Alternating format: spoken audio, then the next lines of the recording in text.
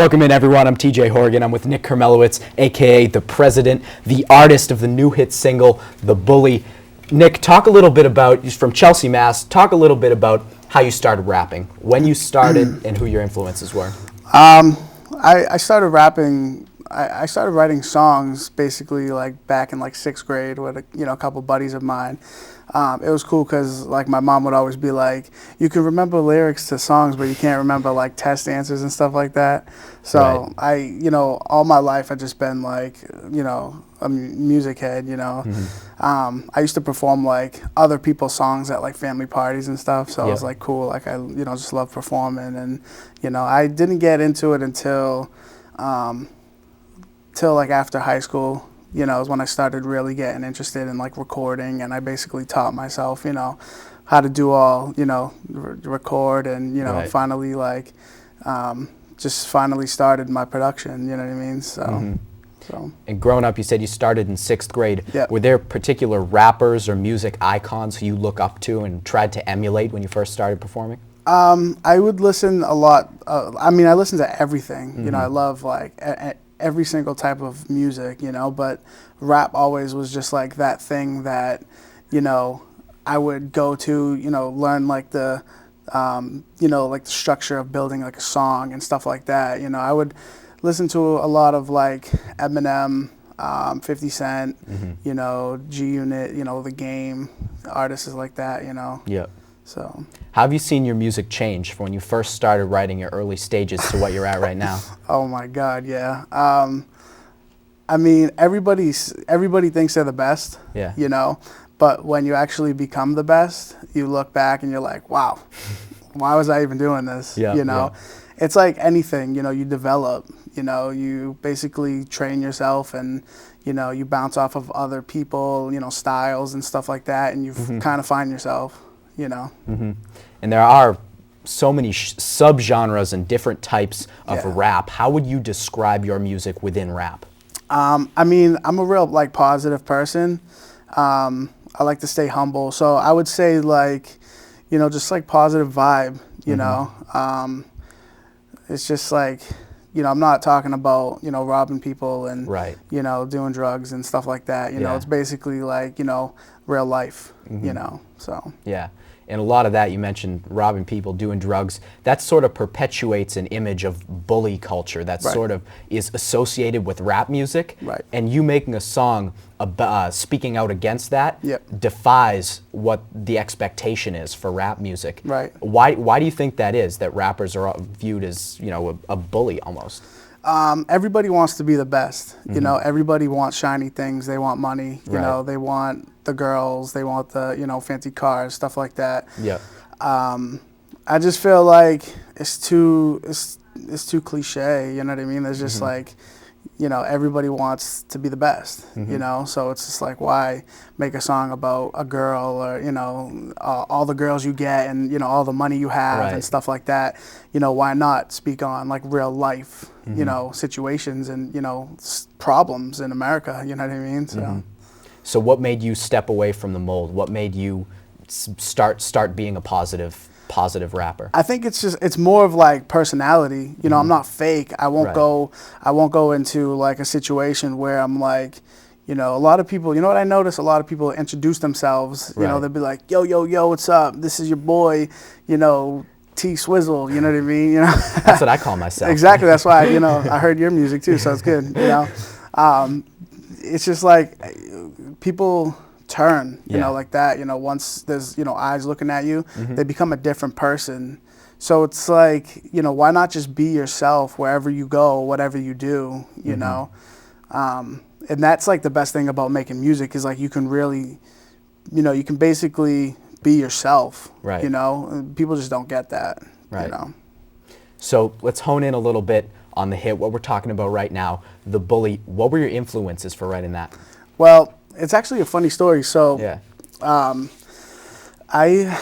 was trying to like work on my fitness, so I was walking the Breakheart Reservation in Wakefield around the time a situation happened with a girl out in Canada. She actually committed suicide, and it kind of like hit me, I was like really, it was, social media stuff, so I was reading about it, and there was just two sides to the story. The girl was bullied, social media was, a big factor. In real life too, she had to switch schools and stuff like that, So if you listen to like the actual song, it mentions a lot about, it focuses just on one story. And I don't name drop on it, because I wanted to make it like wanted to, help everybody relate to it.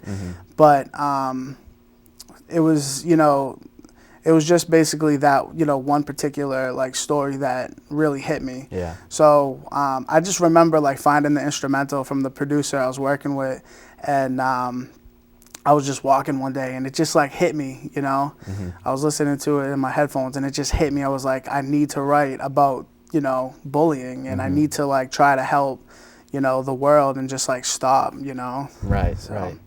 Yeah, definitely. Were you, did you ever, witness bullying growing up, or what were your thoughts about it when you were a kid? Well, I grew up in Chelsea, as you mentioned, and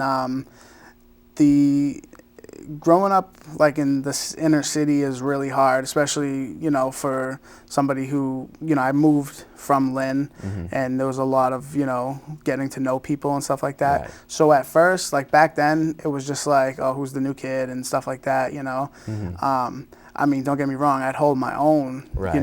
But it's just like there's other instances where I've seen, I've seen the same type of situation. Yeah. And, back then, to be completely honest, back then it was just like whatever, like you would ignore it because people would just try to fit in. But like that's another thing is that, if I could go back and just like try to help, like I would have just stood up to people, and just like helped other people that were being bullied, you know. Back then, I mean, it was just like, what's bullying? You know what I mean? It's just picking on each other. Yeah. Not a lot of people realize that it hits, it hits you hard, and sometimes, sometimes it's just situations that, nobody stands up for, people. So would you say the bullying has changed from back when you were a kid to now, or do you think it's just the way people view it? I honestly think it's just the way people view it. Some people just don't get it. Some people just don't understand that it, some kids, really don't have like the, the personalities to be like, stop, or, a lot of people don't, they just like, they can't speak up for themselves. They won't go and tell a parent, or they won't go and tell a teacher, So like what I'm trying to do is basically, let them know that it's okay to turn around and be like, listen, so-and-so is picking on me, they did this to me, like, they just need to realize that it's okay to speak up, And you talking about speaking up and that being the answer to help bullying, the phrase snitches get stitches comes to mind because that was almost started and perpetuated by rap music and mainstream rap culture. Yep. So why do you think that is? Why don't kids speak up about bullying? It's just the image. It's just, if somebody rats another person out, then they're a rat. And that's that phrase basically was huge back when I was, and you grow up listening to rap music and stuff like that, you want to be like these people, and they're portraying like, oh, this is what to do, it's okay to bully, it's okay to be, gangster, it's okay to, be anything, except for the superhero that says stop, Yeah, I remember that was like a big thing. It's like you were literally afraid to open your mouth because it was like threats and snitching. Yeah, it was crazy. So do you think pop culture has sort of maintained that bullying is okay and that bullying is just a normal part of life? I don't think that it's portraying like, that it's like, I think that people finally realize that it's, not okay. Right. And, people started speaking up about it, and, it's just trying to change one person's mind, it's tough. So when you were thinking about the suicide in Canada and everything that went on, were there any personal connections with you, or did you feel all this emotion just from other stories? I get really I get emotional when I read like stories and stuff like that. Personal wise, like I have 2 little sisters and a baby brother who's actually autistic, and you know, I just think like, how is he gonna grow up in this world, you know, being different, and people not knowing like what autism is. Like there's, you know, when we're like in public and he freaks out, he's only 5, you know, so people are like staring or they're like talking, you know, you can see them like, oh, you know, this and that. Right. But it's like, people need to realize that like everybody's different, you know. He doesn't understand like what's right from wrong. So, you know, I'm just like, I have a fear like deep down that like when he gets older, you know, that other kids would pick on him and stuff like that, you know.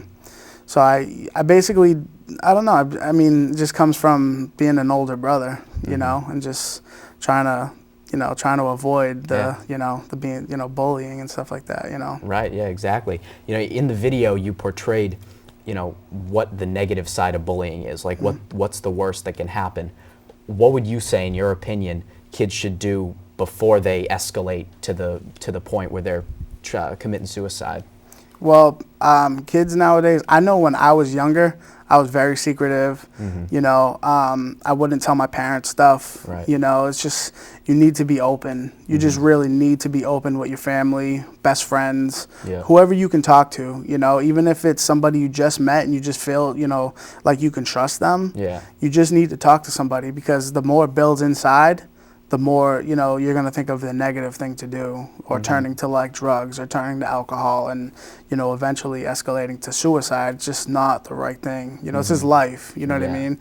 It's like for somebody to, you know, to commit suicide over another person bullying you, it's just, it's really like, you know, deep down inside, just like, really? You need to speak up. You need to talk, you know, about your emotions and your feelings and what's going on, you know?